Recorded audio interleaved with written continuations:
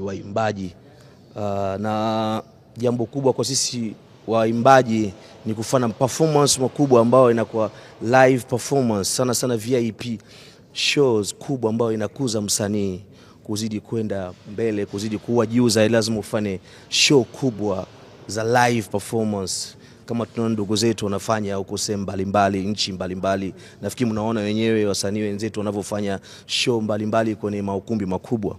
Sasa hii hapa inaitwa Asante Tanzania, miaka 20 si mchezo. Hiyo ndio title ya show yetu ambayo itafanyika tarehe 8 mwezi wa 5 siku ya Ijumaa. Asante Tanzania, miaka 20 si mchezo. Hiyo slogan yetu ambayo tunaenda nayo, ambao ina maana kubwa sana. Tutaidiscuss baadaye kujua details kwa nini Asante Tanzania. Miaka 20 ni mimi nimefikisha miaka 20 kwenye game, tunakuja kusherekea na Watanzania wenzangu ambao wamenisupport kwa muda mrefu sana. Miaka 20 si mchezo. Asante Tanzania. So details zingine mtapata.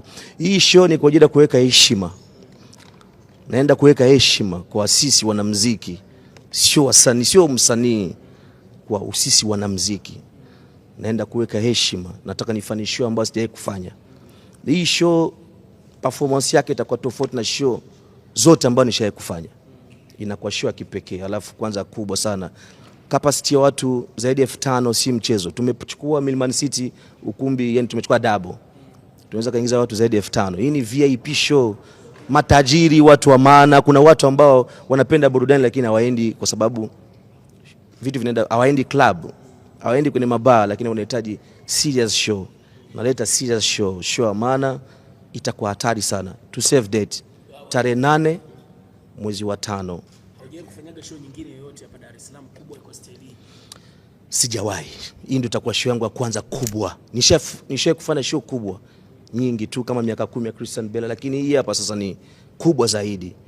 Lakini kabla sijaenda mbali sana, lazima nishukuru. Unajua leo hii kupata watu wa kufanya nao kazi ambao wanakuamini, wawekeze, kushare ideas sio rahisi.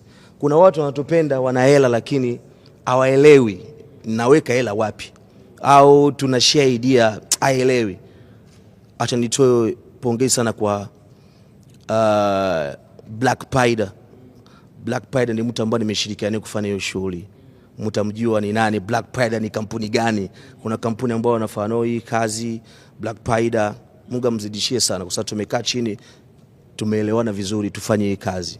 Kwa balaa inakuja. Naambia ni balaa inakuja. Yeah. Hii ni show ambayo anaandaa Bella kama Bella ama ina mtu nyuma yake? Lazima iwe na mtu nyuma yangu. Siwezi kaandaa kitu kikubwa kama hivi niwe peke yangu. Hapana.